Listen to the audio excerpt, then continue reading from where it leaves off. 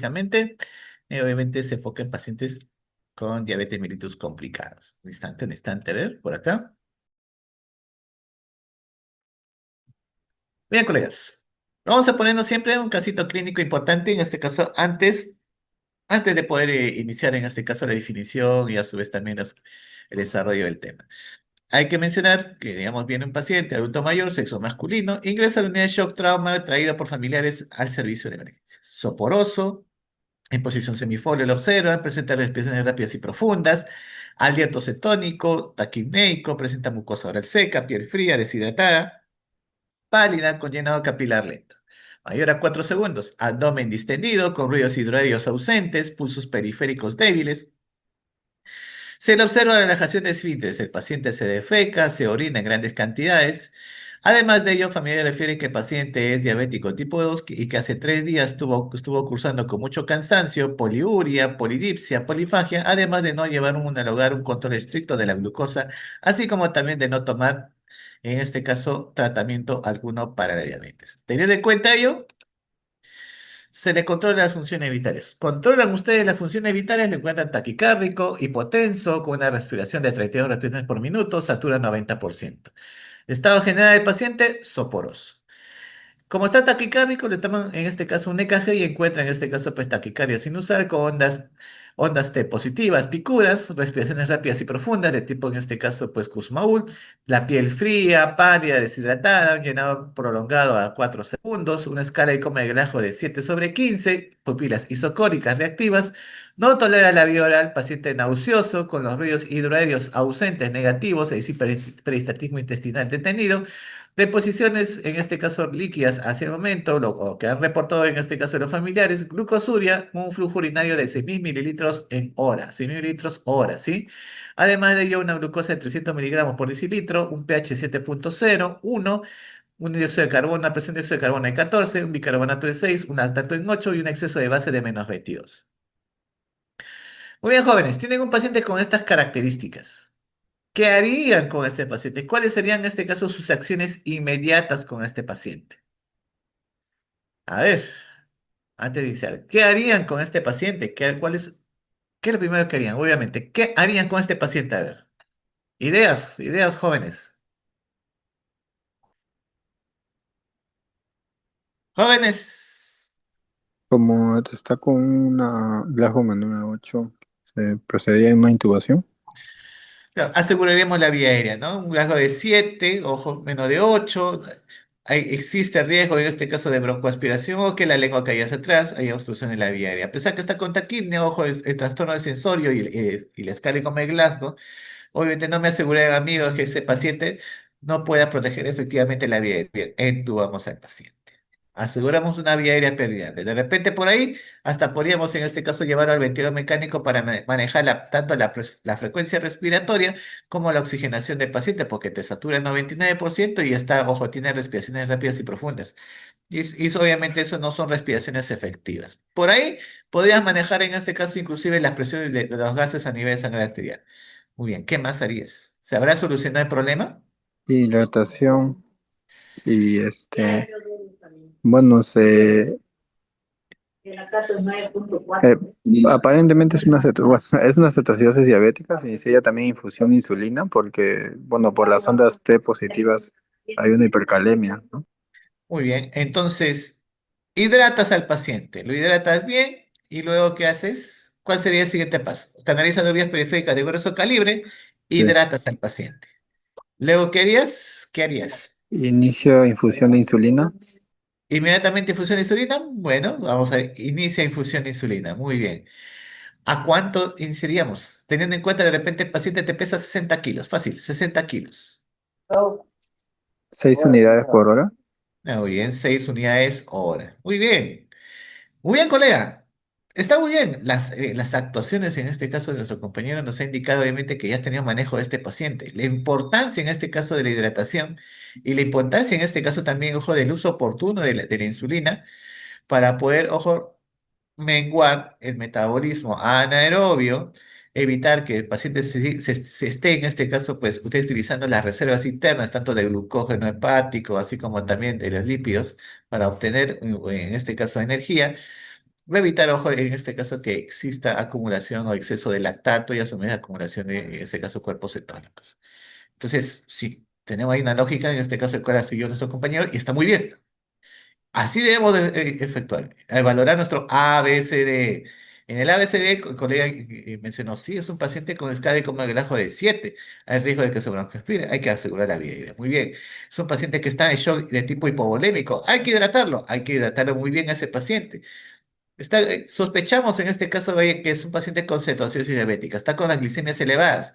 Obviamente las cetonas lo vas a encontrar en orina, ¿no? Entonces, podría ser una confirmación, en este caso, pues que obviamente que el paciente está con acidosis metabólica acompañada, en este caso, con cetoacidosis diabética, por cuerpos cetónicos hallados en orina, que es lo más rápido que encontrar, obviamente. Muy bien, colegas, vamos a empezar entonces. Muchas gracias por su participación, estimado colega. Un momento.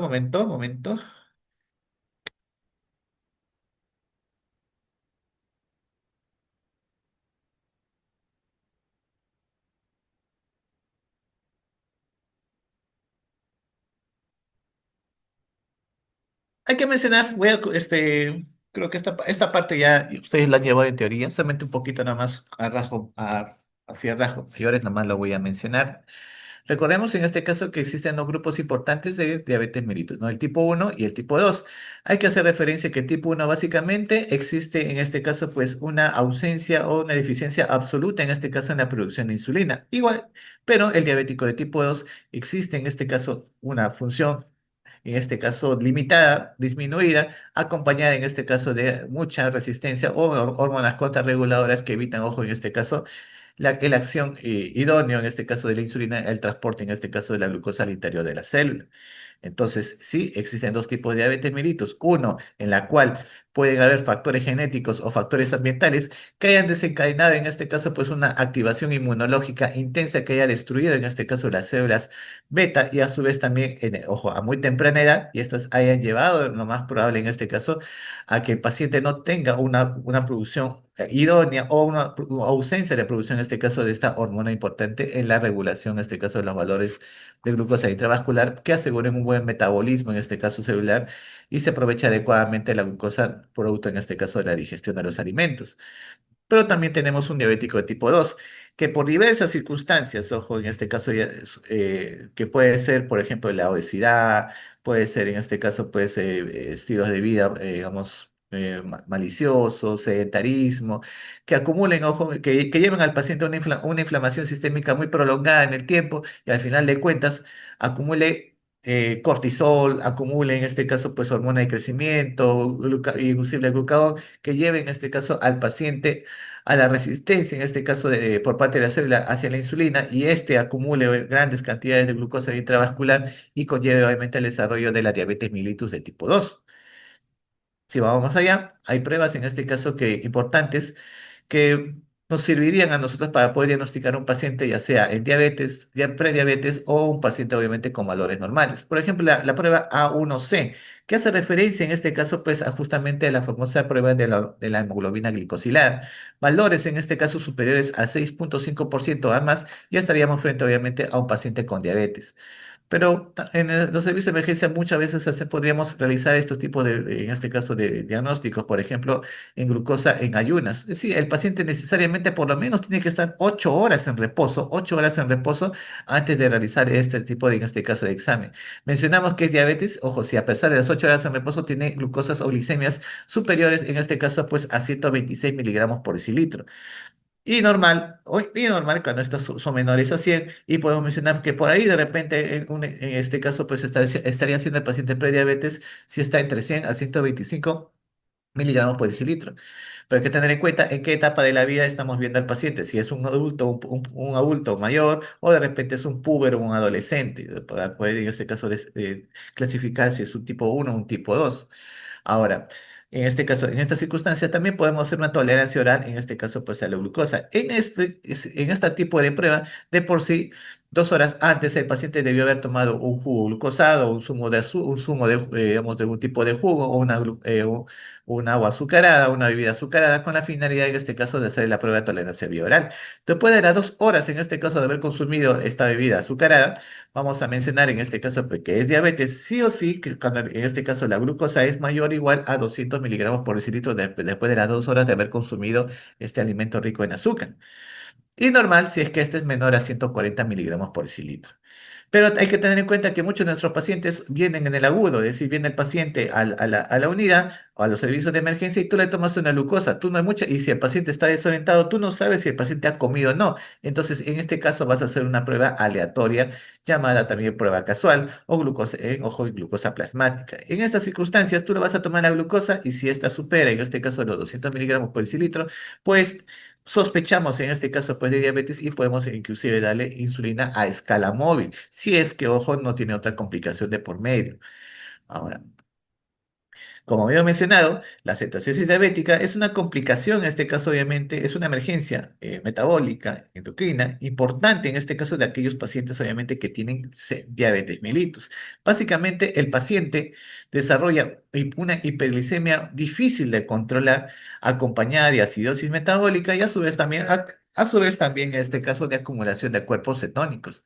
Ahora, entre ellas existe un segundo trastorno. Ojo, si hablamos de cetosis diabética, hay un segundo trastorno que también puede estar dentro o puede ingresar en este caso, o puede estar dentro, que en este caso es el estado hiperosmolar. El día de hoy no vamos a ver el estado hiperosmolar, no vamos a entrar en este caso en cetosis diabética, el cual básicamente en este caso estaría en este caso contemplado la aparición, en este caso de hiperglicemia con acidosis metabólica, con una osmolaridad elevada, pero sin presencia, en este caso, de cuerpos cetónicos, si hablamos de estado hiperosmolar puro. O también puede estar acompañado los dos trastornos en un solo paciente. Ahora, para hablar de cetosis diabética de por sí, tiene que haber en este caso esta triada de cosas de hallazgos, que es la hiperglicemia por encima de 300 miligramos por decilitro. Para los norteamericanos menciona que es entre 250 a 200 miligramos por decilitro, por encima, ojo, superior a ello. Acidosis metabólica, sí o sí, pH menos de 7,3, un bicarbonato en este caso de 15, y a su vez también sí o sí la presencia en este caso de cuerpos cetónicos, es decir, cetosis, ya sea que encuentre cetonas en sangre o encuentre cetonas en orina. Entonces, el dosaje de orina es importante en este caso en los servicios de emergencia, porque es una prueba que a los 30 minutos ya tienes en este caso confirmación de si hay o no hay en este caso cetonas dentro, ojo, del cuerpo vascular en este caso del paciente.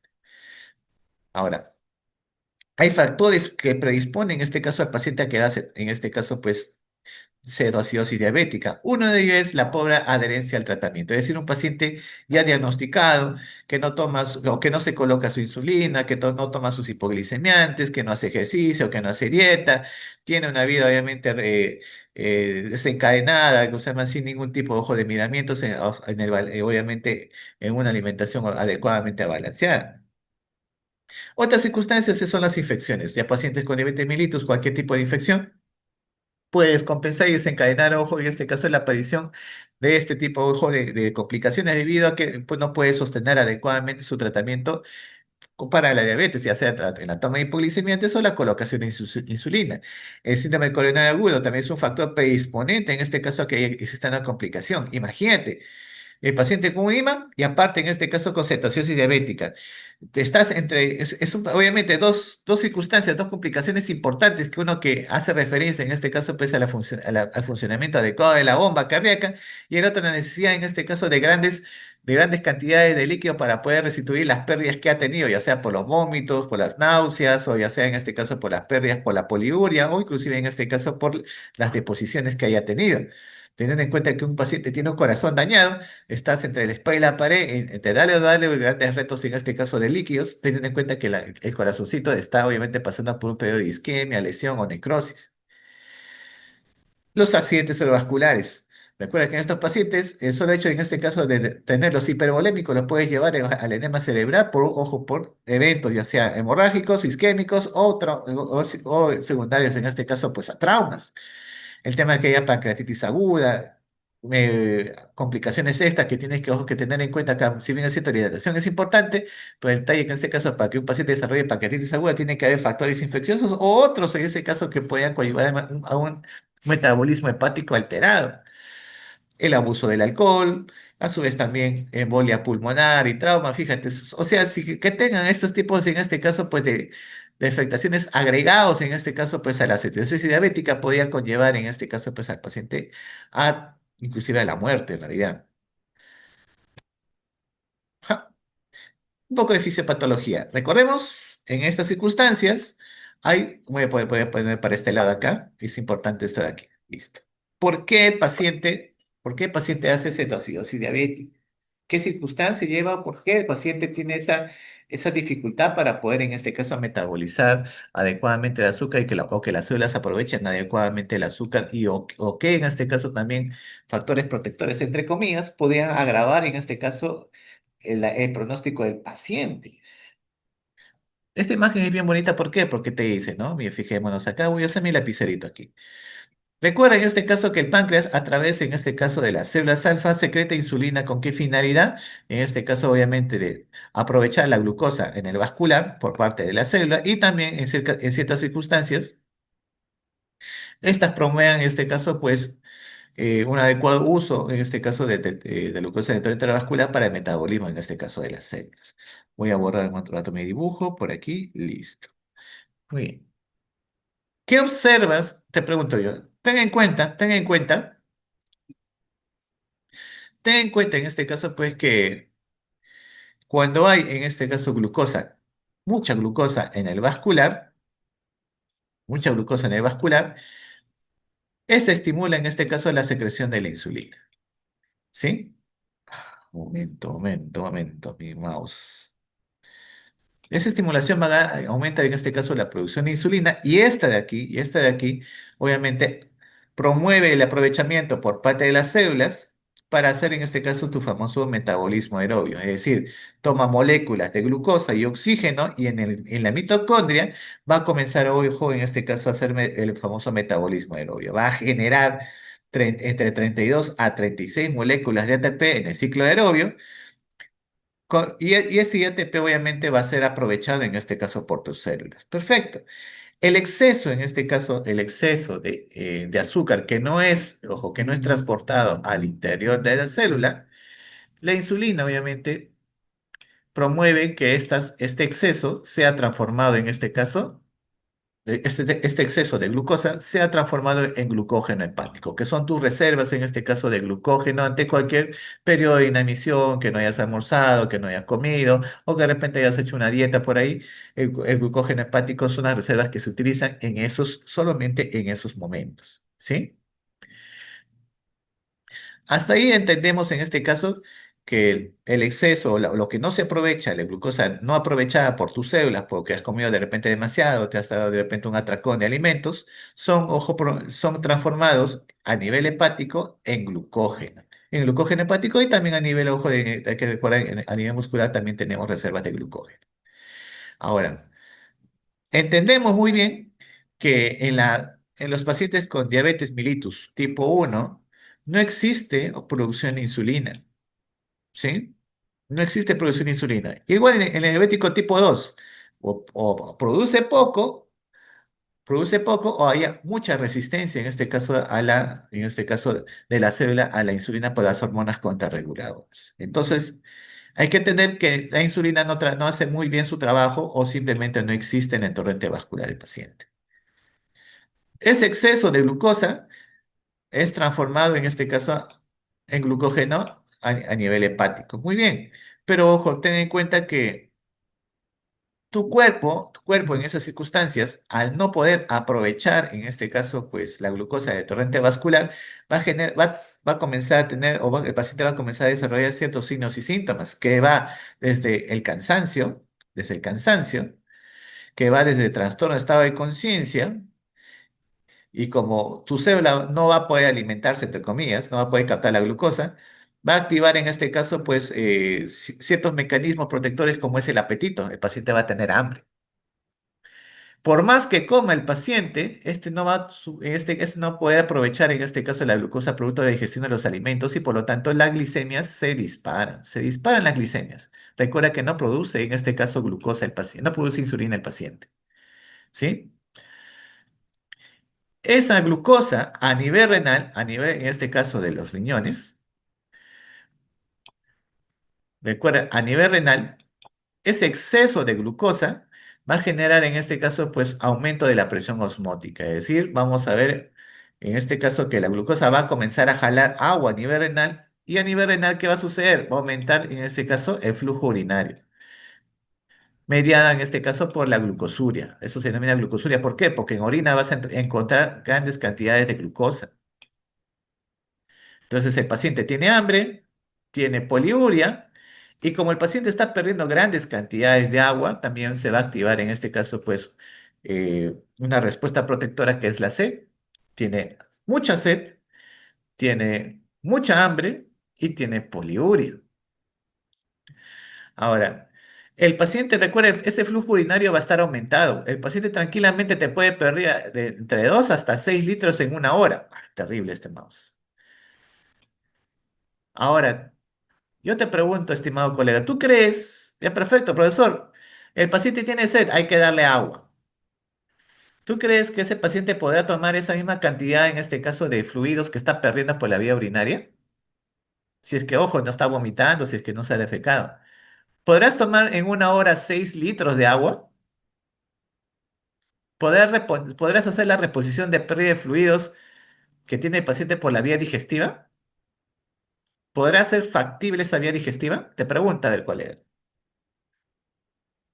¿Podrás o no podrás reponer en ese momento cuando el paciente está poliúrico por la vía digestiva, en este caso los líquidos?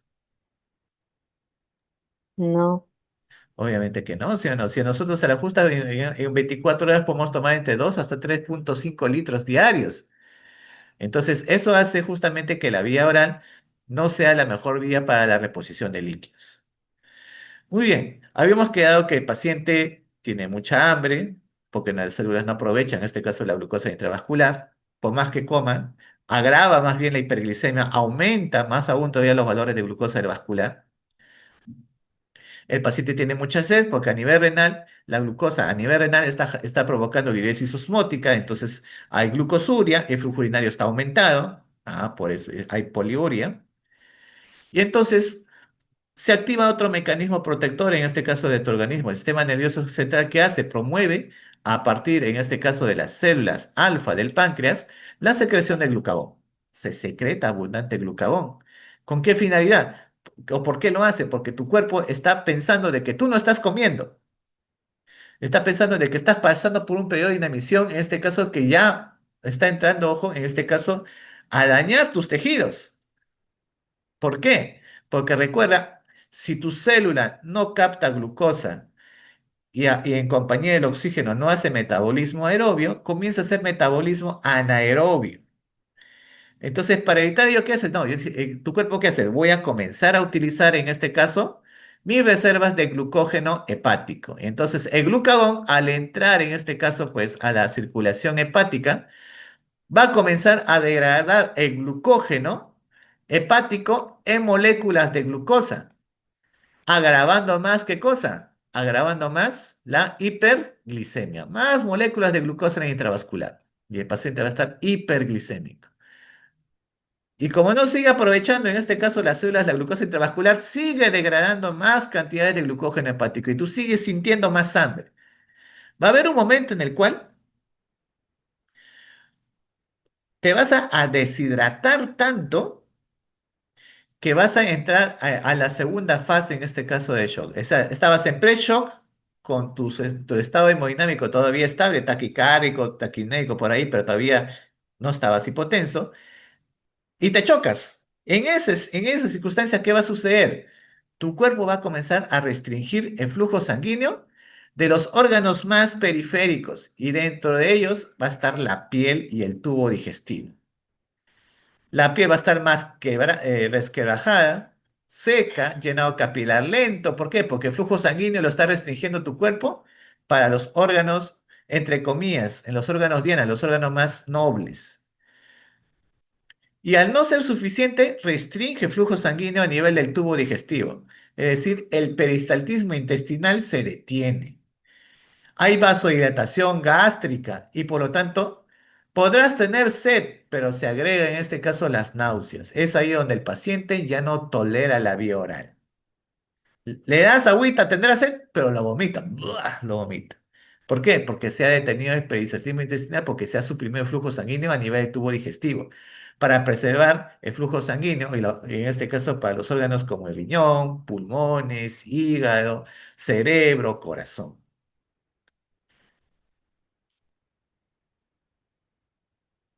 Muy bien, entonces vamos viendo que el paciente hasta este entonces está degradando glucógeno hepático. ¿Con qué finalidad? En este caso de poder aumentar, entre comillas, las reservas de glucógeno, de glucosa a nivel intravascular para que tus células aprovechen esa glucosa, pensando que todavía él sigue sintetizando, en este caso, insulina.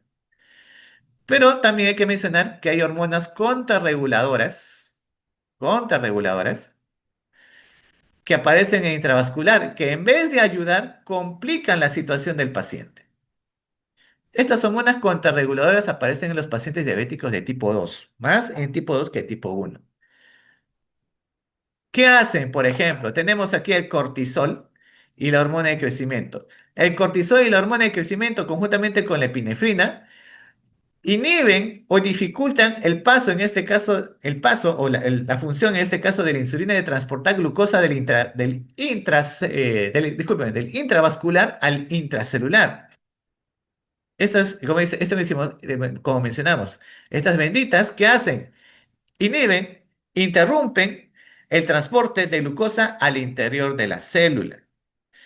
El cortisol y la hormona de crecimiento, que son hormonas en este caso que aparecen en estrés, porque el paciente entra en estrés, son las famosas sustancias o hormonas que justamente aparecen en el paciente como signo, en este caso, de resistencia a la insulina. Y un signo de resistencia a la insulina es la famosa acantosis nigrans. No sé si han visto ustedes pacientes con el cuello negro.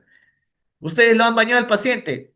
Termina de bañar al paciente, sigue negro ese cuello. Parece como si estuviera tierra o, no, o así, como decimos nosotros, entre comillas, en forma coloquial, carca. En la axila igualmente está negro, le sigues lavando, le sigues ahí tallando el cuello, la axila del paciente y no sale, sigue ahí pigmentado esa piel. Obviamente es un paciente con, entre comillas, resistencia a la insulina. Es un paciente que tiene resistencia a la insulina. ¿Por qué? Porque obviamente tiene hormonas contrarreguladoras circulando entre el interior, en este caso el vascular, que impiden, en este caso, el metabolismo adecuado de la glucosa por parte de las células. Y por ahí la epinefrina, recuerda, la epinefrina todavía es en este caso, una hormona secretada por las glándulas suprarrenales, cuya función es, en este caso, aumentar la frecuencia cardíaca y pero también aumentar la vasoconstricción periférica. ¿Y eso qué agrava? Agrava, en este caso, la llegada de los fluidos, dando oxígeno y nutrientes hacia las zonas más periféricas, hacia las zonas más distantes, en este caso el corazón. Agravando más aún, en este caso, la disponibilidad de insulina a nivel de las zonas periféricas. Muy bien. Pero recordemos también, en este caso, muy bien, tu cuerpo, al no poder metabolizar, utilizar la glucosa, en este caso de vascular circulante, porque no produce insulina o poca insulina, al comenzar a degradar el glucógeno hepático, entre comillas, para poder, dice, porque interpreta que no has comido nada, agrava más la hiperglicemia. Y muy aparte de ello, es un paciente obeso, sedentario, que obviamente inflamado, que está lleno de hormonas contrarreguladoras, que evitan aún así, de repente la poca insulina que produce el paciente es contrarrestada por estas hormonas que evitan su trabajo, que es el transporte de glucosa del intravascular al intracelular. Tu cuerpo de por sí tiene que buscar una fuente endógena de energía. No le queda hacer en este caso metabolismo, en este caso pues anaerobio.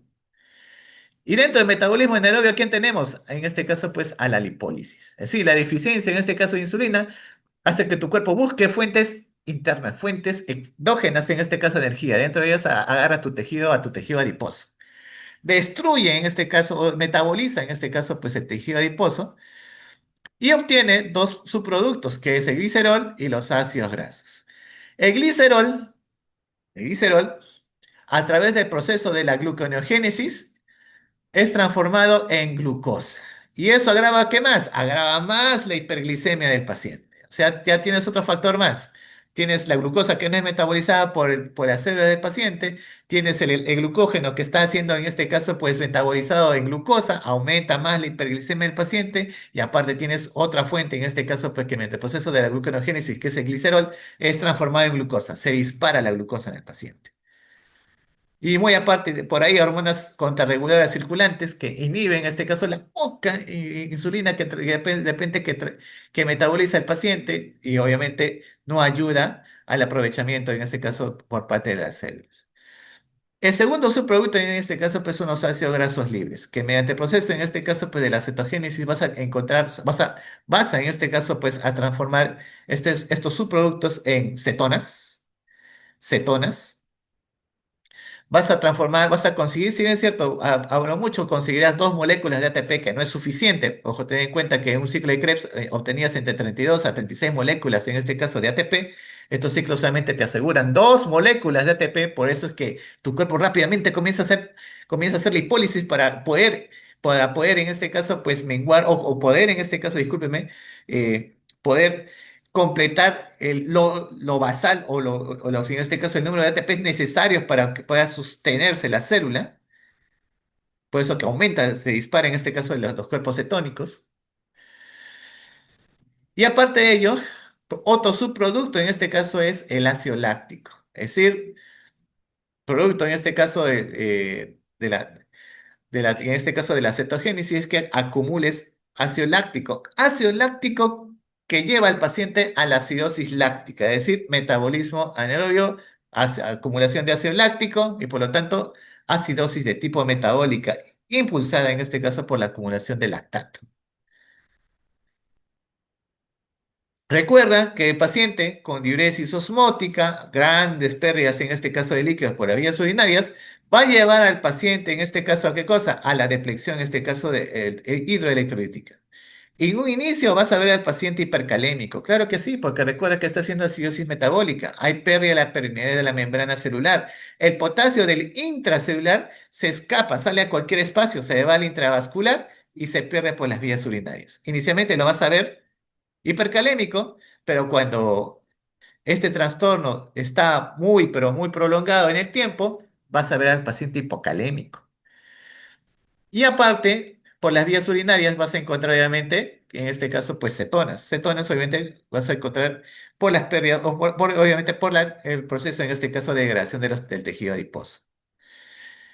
Si este proceso, en este caso, pues si este proceso se prolonga, el paciente puede inclusive llegar a falla renal, compromiso renal, que es clásico en los pacientes diabéticos, y obviamente se produce el paciente se deshidrata y entra en un proceso, en este caso, de acidosis de tipo metabólica, impulsado obviamente por la acumulación de ácido láctico. Esto que ya lo he explicado ya, ¿sí? Esto ya hemos hablado ya. Listo. Entonces, hay que tener en cuenta, bajo esa perspectiva, se tiene que tratar, ojo, la fisiopatología para poder ordenar nuestro tratamiento. No es introducir la insulina de golpe, no se puede introducir de golpe la insulina, sin, en este caso, haber tenido una reposición de líquidos previa y a su vez también una monitorización e interpretación y corrección hidroelectrolítica adecuada en estos pacientitos.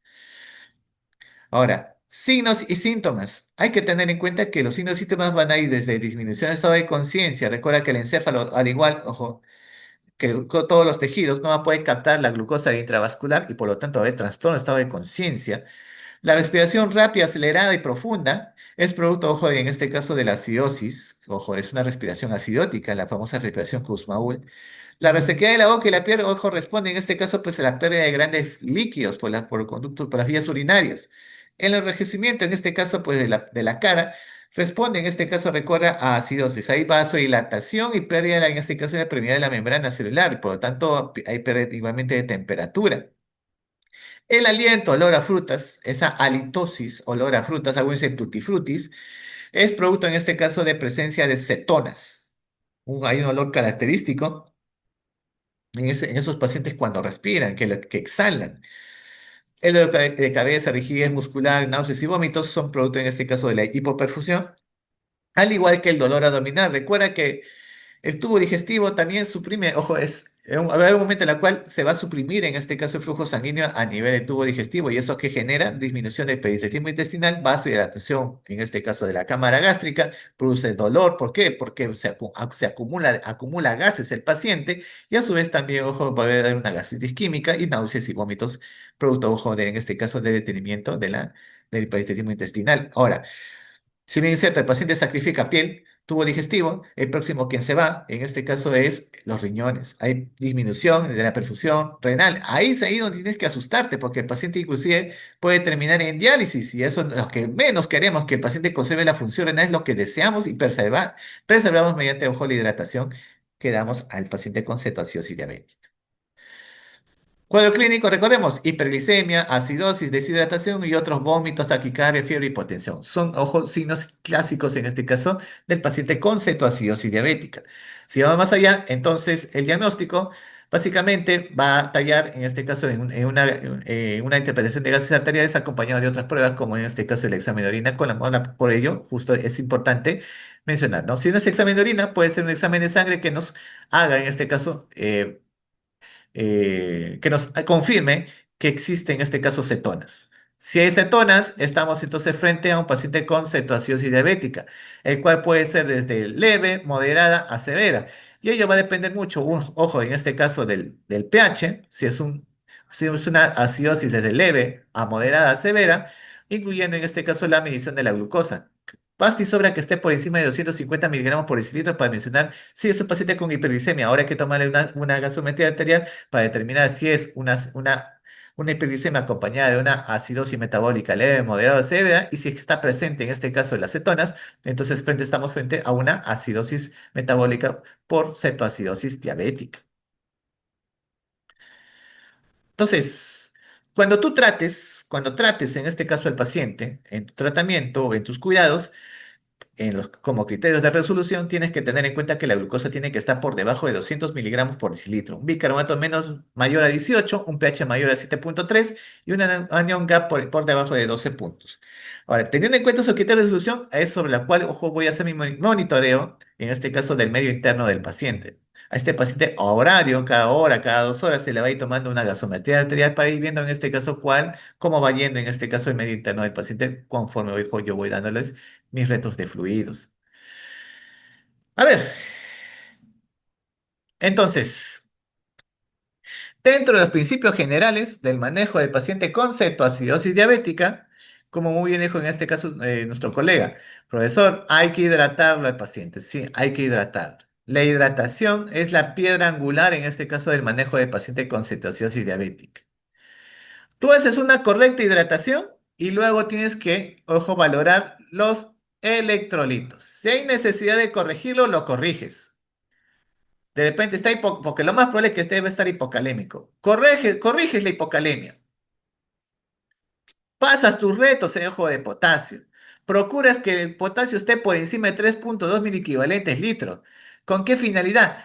Con la finalidad que recién inicias en este caso el manejo de insulina. Un paciente con hipocalemia no le puedes iniciar infusión de insulina, sería un crimen en realidad. ¿Por qué? Porque la insulina, recuerda, al igual en este caso puede que ayuda, ojo, la insulina a grandes dosis, porque son megadosis de insulina que estás dando en infusión continua, va a promover en este caso, ¿qué cosa? El metabolismo de la glucosa por parte de las células. Entra por los canales pasivos, en este caso entra por los canales pasivos, en este caso de glucosa. Hay unas proteínas que permiten, ojo, por ósmosis ingresar y facilitar la entrada de glucosa al interior de la célula.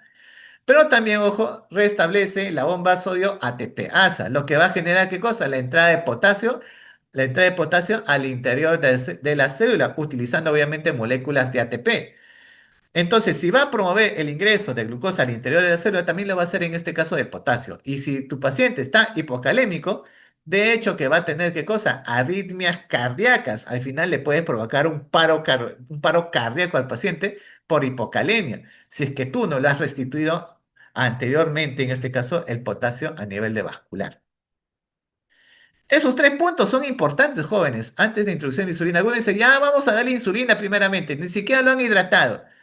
No está bien hidratado el paciente, se aprovecha, todos tus sistemas aprovecharán en este caso pues la insulina, pues no va a ser así, no va a ser aprovechado. Posteriormente ya el galeno pues encontrará el diagnóstico o las causas que le ha provocado, en este caso pues la descompensación diabética, de repente es una infección, le darás antibióticos. Buscarás, ojo, ten en cuenta, siempre hay que buscar el tratamiento en ese caso de heterología desencadenante. De repente es una infección de vías urinarias, perfecto, entonces le vas a dar antibióticos para ello. Le das sus antibióticos, no hay problema. Y siempre maneja las complicaciones. Las complicaciones básicamente están en este caso pues circundadas en lo que corresponde en trastornos hidroelectrolíticos, ojo, como también en este caso pues complicaciones como digamos, el uso de soluciones al medio, soluciones en este caso balanceadas para evitar en este caso pues el edema cerebral que puede suceder. Recuerda que es una situación en la cual estás reponiendo insulina con grandes dosis, megadosis de insulina que le está dando al paciente las rápidas correcciones en este caso de glucosa pueden llevar al paciente al edema cerebral difuso. Jóvenes, ¿hasta aquí? ¿Están acá? ¿Están aquí en el aula? Jóvenes. Sí, Jóvenes. sí, doctor. Ay, perdón, magíster. Magíster, no está bien, magíster. Colega, colega, dígame, colega, chicos. Muy bien. A partir de acá, colegas, este, vamos viendo. Perfecto, profesor. Entonces ya sabemos cuáles son los principios generales de manejo. Sí, ya lo sabemos. Recordemos, el objetivo en este caso de tratamiento, básicamente está en qué? Uno, corregir la acidemia. Ojo, recuerda que tu paciente está haciendo acidosis metabólica inducida por la acumulación de lactato, por secundario a degradación de tejido adiposo. ¿Qué más? Vas a restaurar el volumen circulatorio. Recuerda que tu paciente está orinando grandes cantidades de orina. Tienes que restituir ese vascular, en este caso con cristaloides, porque debe estar hemoconcentrado de repente ese paciente. Tú le canalizas una vía periférica y de repente dice, no tiene sangre paciente. O de repente sale una sangre así bien, pero bien oscura. Obviamente está hemoconcentrado porque le falta agua a ese paciente. No es que haya canalizado mal, no es que no haya retorno venoso, solo que está hemoconcentrado. Por eso que sale apenas una que otras gotas, pero tú observa que estás en vena. Sí, estamos concentrados, colega, estamos concentrados. Y a su vez también restituir, normalizar paulatinamente la glucosa y el estado ácido base. Pero ¿cómo lo voy a hacer? Recuerda, lo vas a hacer reponiendo líquidos, disminuyendo, buscando disminuir las hormonas contrarreguladoras que aparecen en hipoperfusión, mejorar la tonicidad plasmática, mejorar la llegada de la insulina hacia los tejidos, mejorar la perfusión tisular, mejorar la perfusión renal, ambos, ojo, son mediadas mediante la hidratación adecuada, mejorar la excreción renal de glucosa y de cuerpos cetónicos y a su vez también mejorar la perfusión tisular. Nuevamente, disculpa si se ha repetido hasta aquí. Ahora, líquidos intravenosos, profesor. ¿Qué vamos a darle? ¿Con qué voy a reponer? Estoy seguro que todos hemos usado en este caso solución salina. Claro que sí, en la primera hasta inclusive la segunda hora, solución salina. Según los norteamericanos, podemos dar entre 1000 a 1500 mililitros hora entre la primera y segunda hora, en este caso de solución salina. Para los británicos, o en este caso la guía europea, dice que la velocidad idónea es en este caso pues que le des a un litro hora, en este caso al paciente. Entre ellas, recordemos como consenso, entre ambos coincidimos en este caso que le damos a un litro hora, en este caso al paciente, durante las 2 primeras horas. Perfecto, lo hemos hidratado muy bien al paciente, ideal, dice como dice acá en este caso diapositiva en la parte inferior. Para el reemplazo inicial de líquidos, solución salina, hasta 2 litros. Luego de los 2 litros, estimado colega, tienes que valorar en este caso los electrolitos. ¿Por qué? Los norteamericanos te dicen, ojo, el riesgo en este caso de seguir usando solución salina es que el paciente acumule cloro y que no mejore. ¿Por qué? Porque el cloro te puede llevar a la acidosis hiperclorémica. ¿Qué sucede? Muy aparte del lactato que te está llevando a la acidosis metabólica, el cloro puede, ojo, inclusive agravar la acidosis por exceso, ojo, digamos, exceso o uso excesivo en este caso de solución salina. Entonces, ahí, como te dice, ten bastante cuidado con el cloro. Si el cloro está elevado, usa solución al medio. Solución al medio. Es un agua destilada, ya sea con un hipersodio y un calium. Le das en vez de darle en este caso 9 gramos. de sodio en un litro, le estás dando alrededor de 4,5 gramos de sodio. No es que le das solamente 4 gramos, pues debe ser una ampolla y un poquito más. Pero la idea es, ¿qué cosa es? Evitar darle cloro en exceso que tenga el paciente intravascular. Darle más agua que solutos. Para los británicos la guía europea te dice que sigue usando solución salina mientras en este caso pues el sodio no se dispare y el cloro todavía se mantenga dentro de los valores normales. Eso te dicen los británicos. Pues los estadounidenses todavía dicen, no, ya usa solución salina para darle más agua que solutos. No quieren tener complicaciones a futuro. Ahora, la velocidad. La velocidad en este caso recuerda que en las dos primeras horas la pastilla es a 1 litro por hora. Después te dice, después de la tercera hora ya puedes bajarle al 50%, inclusive darle solamente el 25% de lo que utilizabas. Es decir, entre 250 a 500 mililitros hora. ¿De qué depende ello, colega? Depende en este caso, ojo, mucho de la respuesta inicial, en este caso de hidratación del paciente a los cristaloides.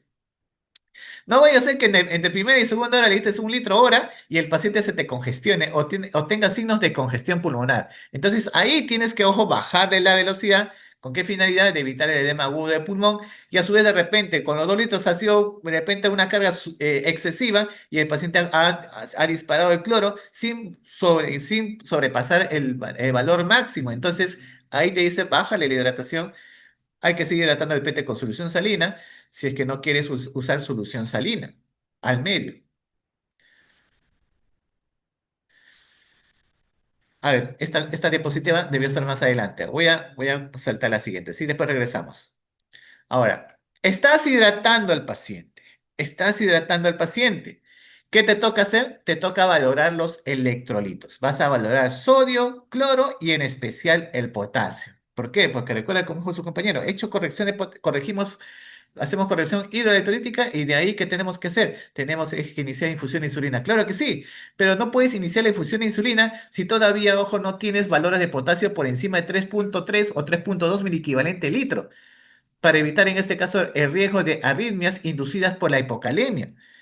Entonces, ahí tienes que, ojo, si tienes valores por debajo de 3,2 miliequivalente litro o 3,3 miliequivalente litro, tienes que darle retos de potasio. Repones el potasio, dale tu reto de potasio, ya sea 1 o 2 retos de potasio, y la idea es que en este caso que el potasio sérico no esté por debajo de 3 milimol litro o 3 miliequivalente litro. Ahora, has corregido tu potasio, ojo, has corregido tu potasio, ten en cuenta, he hidratado, estoy hidratando, he corregido mi potasio sérico, está por encima de 3,3, vamos a poner 3,3. Y voy a recién iniciar o voy a pensar recién iniciar la infusión de insulina. Hidrato, corrijo electrolitos, inicio recién infusión de insulina. ¿Sí? La administración de la insulina debe iniciarse primero, previo a una corrección, en este caso de la hipovolemia, que hayas hidratado bien al paciente y que hayas corregido el potasio, que su potasio sérico esté por encima de 3,3 miliequivalente litro. ¿Sí? Recién voy a iniciar la infusión de insulina. ¿Por qué? Si está por debajo de ello, existe riesgo de arritmias. Recuerden que el potasio, tanto el sodio y el potasio, participan en la despolarización y polarización, en este caso del músculo cardíaco. Entonces, si no existe un adecuado valor de potasio intravascular, ese corazón no se va a terminar, en este caso, ¿qué cosa? De contraer adecuadamente y vas a tener un corazón flácido y te va a hacer parada cardíaca. Y si tú no corriges adecuadamente la volemia del paciente, tus células no van a poder aprovechar, en este caso, la insulina que le estás administrando en grandes dosis. Es decir, va a haber muchas zonas hipoperfundidas que van a seguir haciendo ¿qué cosa? Lipólisis, van a seguir acumulando el ácido láctico, van a seguir produciendo cetonas. Entonces, para ello, ¿qué tienes que evitar? Para evitar ellos, tienes que hidratar bien al paciente. A ver, ¿hasta aquí estamos bien, colegas? ¿Colegas? Y magíster. Ya, muy bien. Hidratamos, corregimos potasio e iniciamos infusión de insulina. ¿Por qué importante la importancia en este caso de iniciar la infusión de insulina? ¿Qué evita? Evita uno, lipólisis, ¿se acuerda? Lipólisis, sustrato donde se produce justamente ácido graso libre, por conducta por el cual acumulas ácido láctico, conducta por el cual acumulas cetonas. y lleva, ojo, al metabolismo, acidosis metabólica al paciente por acumulación de ácido láctico. Ajá. Y a su vez, ten en cuenta que si tú estás administrando infusión de insulina, vas a evitar, ¿qué cosa? La secreción de glucagón por parte del páncreas. Eso significa que el glucagón ya no va a comenzar ya no va a continuar degradando glucógeno hepático que va a transformar en glucosa. Entonces significa que ya no vas ya el paciente ya no va a seguir, en este caso, transformando glucógeno en glucosa. ¿Y eso qué va a generar? Va a generar, ojo, en este caso, la disminución paulatina en este caso, de la glucosa del vascular. Ya no va a haber, o sea, ya no se va a estar disparado en hiperglicemia el paciente. ¿Qué promueve la insulina? Utilización de la glucosa por los tejidos, disminuye la acidosis y por lo tanto la anión gap, el anión gap que es un valor importante en este caso dentro de los gases arteriales, que son obviamente ácidos o productos no medibles, que indirectamente se obtiene, y dentro del anión gap obviamente están, en este caso, pues, están dentro de este valor, están comprometidos, por ejemplo, pues los valores de hormonas contrarreguladoras, como es el glucagón, como es el cortisol, como es la hormona de crecimiento. Dentro de ello, obviamente, se encuentra, en este caso, en estas circunstancias, el anión gap elevado, se mide de esa forma. Y bajo la osmolaridad, la osmolaridad baja, obviamente, disminuyendo en este caso los valores de glicemia del vascular. Muy bien. Ahora, profesor, entonces, ¿qué hacemos? Muy bien, vamos a iniciar la infusión de insulina, ¿sí? Aquí, vamos a poner nuevamente, tu paciente pesa en este caso 60 kilos, ¿ya? Vamos a poner así nada más para ayudarnos, 60 kilos. Perfecto. Inicialmente vas a darle un bolo inicial. Antes, ojo, antes de preparar la infusión de insulina, vas a darle un bolo inicial. Ambas guías te dicen que debes de darle, si vas a darle un bolo inicial, dice, le vas a dar 0,1 unidad internacional por cada kilogramo de peso de insulina R. ¿Cuánto va a ser el bolo, colega? Teniendo en cuenta que el paciente pesa 60 kilos. Es insulina R la que estás utilizando, la insulina rápida, la cristalina. ¿Cuánto sería el bolo inicial? 6 unidades. 6 unidades internacionales le vas a dar en bolo al paciente. Muy bien, está hidratándose, pum, le pones sus 6 unidades en bolo. Y luego vas a preparar tu infusión. Si es que no preparo infusión, les voy acá, en este caso, a graficar. Vas a utilizar, en este caso, una línea infusora, porque es una infusión por bomba que tienes que pasar. Y vas a preparar, en este caso, 100 mililitros, en este caso, de suero fisiológico, ¿sí? Y a ese trocito, disculpe, y esos 100 mililitros de suero fisiológico le vas a colocar 100 unidades internacionales de insulina R, ¿sí? 100 en 100. ¿Eso qué significa? Que cada mililitro, en este caso de esa solución, tiene una unidad internacional de insulina R. ¿Estamos aquí, colegas? ¿Estamos aquí? Sí. Muy bien. Ya está nuestra infusión de insulina preparada. Ahora, ¿qué te dice los norteamericanos? Dice, si no has dado el bolo previo, la velocidad en este caso de la infusión de insulina va a ser 0,14 unidades internacionales por cada kilogramo de peso hora. Pero en este caso nosotros ya hemos dado el bolo previo. Acá usualmente damos el bolo previo, ¿sí? Si es que no lo has dado, la velocidad es 0,14 unidades internacionales por cada kilogramo de peso. Pero si lo has dado, la velocidad va a ser 0,1 unidad internacional por cada kilogramo de peso hora, ¿sí? Entonces, ¿cuál será la velocidad de mi infusión? Si he dado el bolo previo. ¿Cuánto sale de aquí? 6 unidades internacionales, ¿sí o no? Ajá.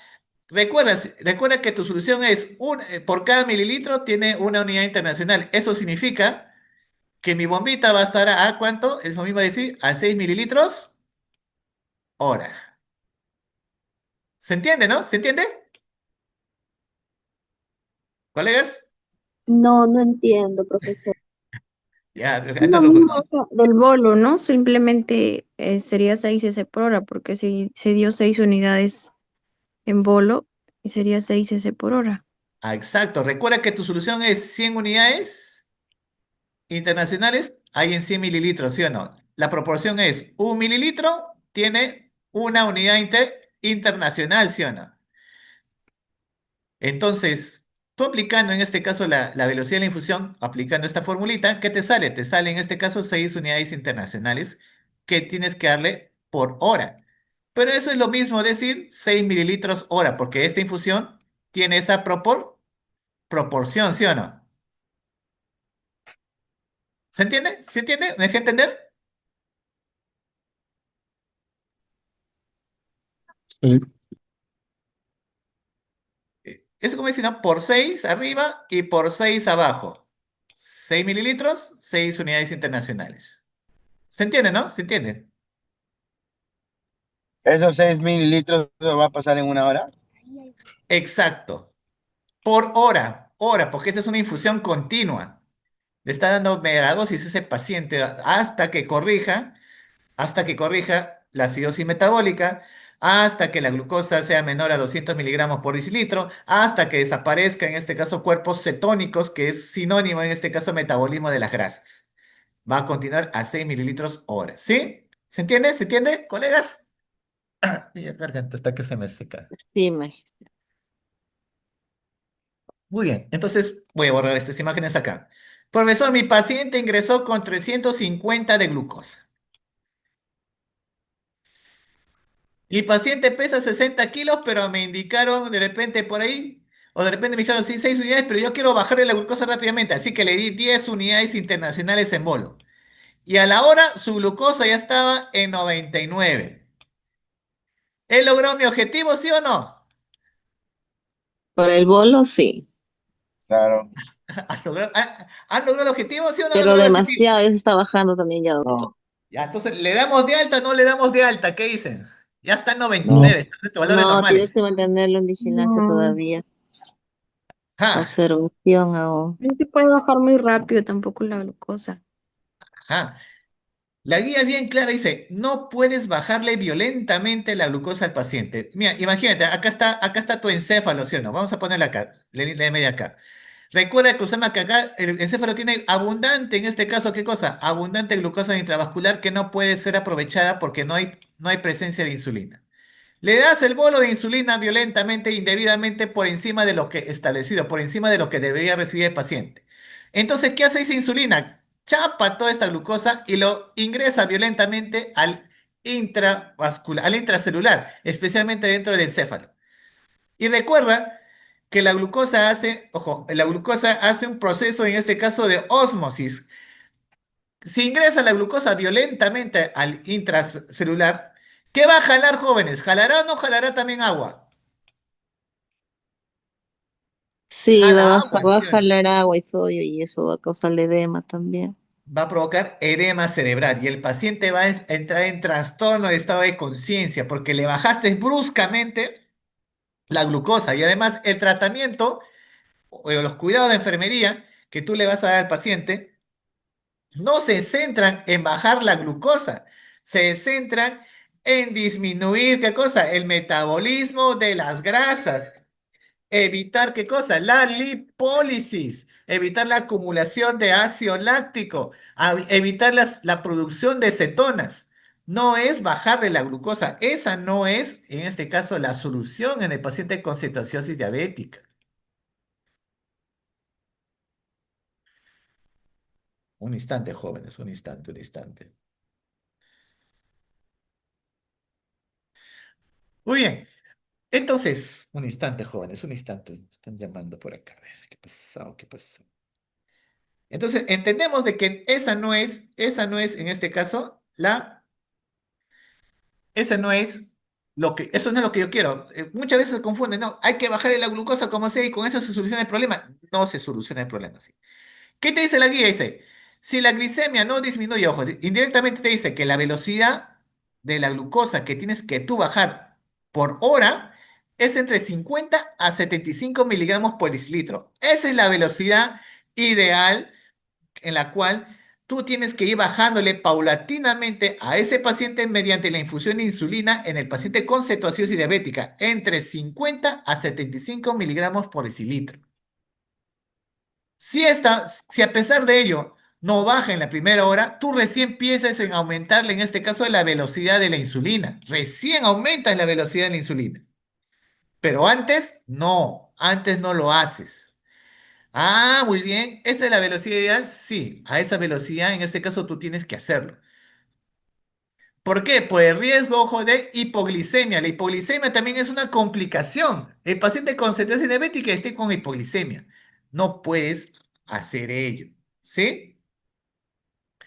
Muy bien. Le has iniciado infusión de insulina. Ahora, va a haber un momento en el cual la glucosa va a estar por debajo de 200 miligramos por decilitro y vas a verte forzado a darle en este caso, ¿qué cosa? Una solución glucosada. Con rojo lo voy a colocar. Profesor, le he comenzado, le hice infusión de insulina, ya va en su cuarta hora, quinta hora, séptima hora y la glucosa está en 250 mililitros o 200 miligramos por decilitro. Para los norteamericanos, te hacen mención de que tú tienes que iniciar la infusión de glucosa o una dextrosa con agregados si la glucosa es menor a 200.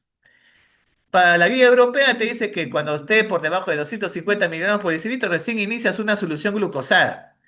Ahora te preguntarás, pero profesor, si es diabético, ¿por qué le estoy dando una solución glucosada? A ver, ¿quién me dice? Si es un paciente diabético, ¿por qué le estoy dando solución glucosada aparte de, en este caso, de la solución salina o agua al medio que le estoy dando al paciente? ¿Por qué le estoy dando, muy aparte a la hidratación, una dextrosa al paciente? Ya sea al 5 o al 10%. ¿Por qué, si es diabético, le estoy dando una solución glucosada? A ver, ¿por qué, chicos? ¿Por qué será? ¿Puede volver a preguntar, por favor, profesor? Ajá. ¿Por qué le estoy iniciando al paciente una solución glucosada? Le tomé una glucosa, sí, digamos, está en 200 o de repente 250 miligramos por decilitro su glucosa basal, su glucosa en este caso capilar. Y le dice, licenciada, por favor, inicien una solución glucosada. ¿Por qué le iniciarías una solución glucosada al paciente si es un paciente diabético? Si es azúcar lo que no quiero, porque uno piensa, es azúcar lo que no quiero. Pero ¿por qué le inicias? Porque continúe con la infusión de insulina para no llevar a la hipoglicemia. Exacto, tengo que evitar uno, la hipoglicemia en el paciente. Ojo, ya son valores límite. De acá ya son valores límite. Uno, tengo que evitar la hipoglicemia en el paciente. Uno, evito la hipoglicemia en el paciente y por lo tanto le tengo que dar un sustrato que tenga glucosa. ¿Para qué? Para que esa insulina siga metabolizándola y llevándola al interior de la célula, ¿sí o no? Y a su vez, de repente, cuando llegaste a 200 o 250 miligramos por decilitro, el paciente todavía sigue teniendo cetonas. El paciente todavía sigue haciendo lipólisis. El paciente sigue todavía en acidosis metabólica moderada severa. Entonces, todavía se habrá corregido la glucosa, pero el medio interno sigue alterado, así que tienes que darle un sustrato rico en azúcar. ¿Para qué? Para que esa glucosa siga aprovechando, esa célula siga aprovechando el azúcar que está ingresando mediante la infusión de insulina. ¿Se entiende? Acá está tu insulina. Vamos a ponerla ahí. ¿Sí o no? ¿Se entiende, jóvenes? ¿Se entiende? Sí, profesor. Muy bien, muy bien. Entonces, profesor, sí, hay que darle. En el caso que exista riesgo de hipoglicemia, te dicen, no usa destroza al 5%, usa al 10%. Si es que existe riesgo de hipoglicemia y el paciente todavía sigue teniendo cetonas, sigue en acidosis metabólica severa. Bastante jóvenes. Profesor, la velocidad, te dice, puedes iniciar entre 150 a 200 mililitros hora. La idea es que cuando tú inicies la infusión, en este caso de dextrosa, mantengas una glucosa entre 150 a 200 miligramos por decilitro. No evitar valores menos de ello por el riesgo de hipoglicemia. Mientras estés dando la solución glucosada, mientras tu célula siga aprovechando esa glucosa, va a dejar de degradar tejido adiposo y por lo tanto ya no va a haber cetonas y por lo tanto ya no va a haber acumulación de ácido láctico. Por lo tanto ya no va a haber inclusive, vas a disminuir con la hidratación, vas a disminuir los cuerpos, en este caso las hormonas contrarreguladoras y la vas a eliminar en este caso por las vías urinarias. A ver, vamos a ver. Ya estamos terminando, jóvenes. A ver, regresamos a decir, esa diapo se me pasó, tenía que estar más adelantito. Ya habíamos hablado de esto y esto acá. Ahora, el bicarbonato hay que tener en cuenta. Algunos dicen, bicarbonato, ponle al paciente, está con acidosis metabólica. Hay que darle bicarbonato. No, detente, ojo. Hay varios estudios donde hace referencia a que no hay evidencia, en este caso, que el bicarbonato mejore en pacientes en ojo con cetoacidosis diabética con pH mayor a 6,9. Pero hay dos, como dice, dos grupos encontrados. Algunos dicen sí, hay que darle bicarbonato, algunos dicen que no. Pero en la guía, ojo, que sea esta guía que he revisado, hace mención que el bicarbonato sí o sí, solamente le puedes dar si el bicarbonato, si el pH del paciente es menor a 6,9 por riesgo de paro cardiorrespiratorio. Recuerda que la acidosis, acumulación de hidrogeniones, es una causa reversible de paro cardiorrespiratorio. Entonces, solamente si el pH es menos de 6,9, bicarbonato. Solamente en esa circunstancia vas a usar bicarbonato, ¿sí? Si el pH es menos de 6,9. No es un uso, digamos, no es un uso que sí encuentro el paciente en acidosis, inmediatamente me aloco con el bicarbonato. Y ten cuidado también, ojo, el bicarbonato, cuando tú corriges el medio interno, bruscamente vas a producir, ¿qué cosa? El retorno del potasio del intravascular al intracelular y por lo tanto, si el paciente está con hipocalemia y está con ojo, y le vas a dar bicarbonato y necesariamente le puedes provocar arritmia también. Y chao paciente, te hace parada cardíaca, detienes el corazón.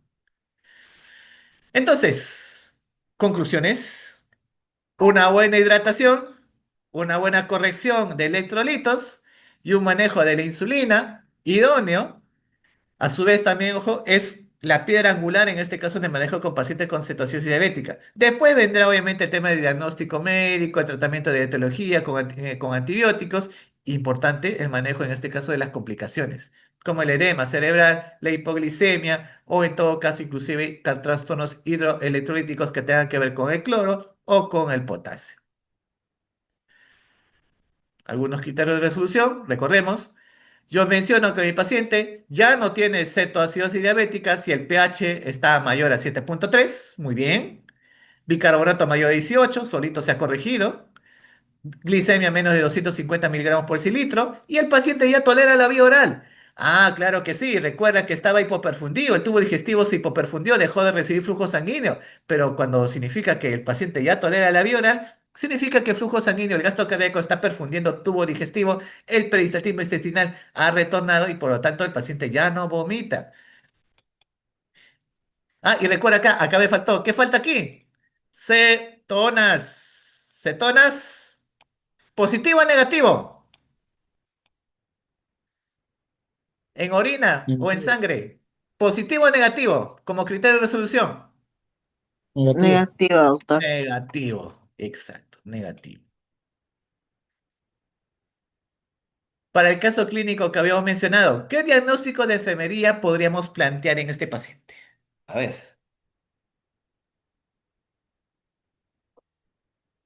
paciente con cetoacidosis diabética, ¿qué diagnóstico plantearíamos?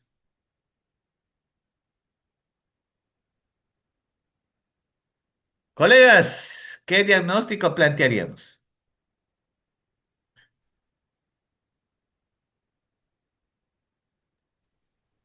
Según, Tendríamos que Magíster, empezar buenas tardes. ¿Me escucha? Sí, le escucho, le escucho, le escucho.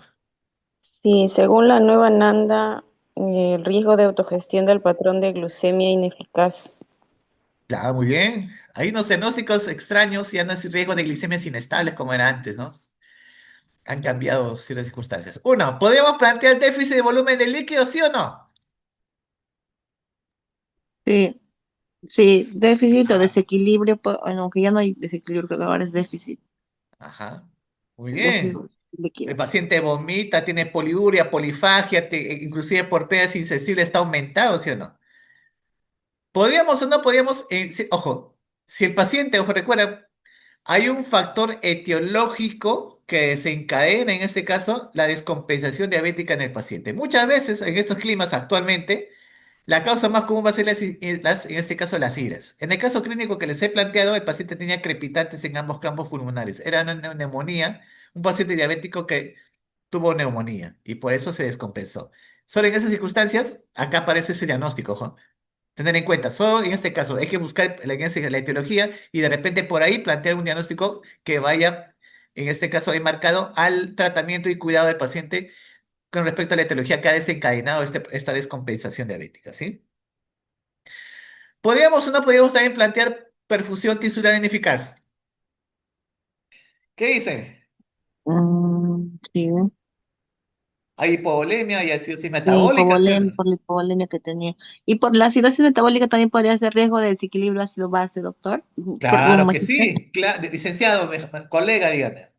Claro que sí, ojo, existe, está ahí, claro que sí, lo puedes plantear. ¿Habrá o no habrá riesgo de desequilibrio hidroelectrólico? No sé si actualmente en Enanda seguirá este diagnóstico. A ver, de repente lo tienen a la mano, chicos. Están a la Sí, mano. sí, magíster, está como riesgo de deterioro del equilibrio hidroelectrolítrico. Ajá, muy bien. Recuerda que el paciente puede estar en hipercalemia o hipocalemia, ¿sí o no? Pero asústate más cuando esté en hipocalemia, porque ahí vas a tener que retarle potasio antes de iniciar la insulina. Y te pregunto, ¿habrá o no habrá riesgo del patrón ineficaz de autogestión de la glucosa en sangre? Sí, ese es En el. este caso, el antecedente del paciente decía, ¿no? Es un paciente que no tenía un tratamiento conocido y irregular. Claro que sí, hay un riesgo de patrón ineficaz de autogestión de glucosa en sangre. Son los nuevos diagnósticos que han aparecido en nuestro nuevo NANDA, ¿sí o no? Obviamente es una guía joven, ustedes tienen que adaptarse a la guía, nada más. O adaptar la guía a la realidad peruana, porque es una guía norteamericana, bajo unas realidades ahí que obviamente bajo una perspectiva más de la promoción de la salud, que muchas veces choca con nuestra realidad, que básicamente nuestro sistema es más, menos promoción, pero sí más, en este caso, enfocado a la atención de la enfermedad, ¿no? Muy bien, colegas, con este les digo muchas gracias por su atención, un breve collage de todo lo que hacemos en el servicio de emergencia. Les agradezco su atención, todo el equipo, en este caso de Salud del Hospital Nacional Hipólito Unanue, les agradece su atención el día.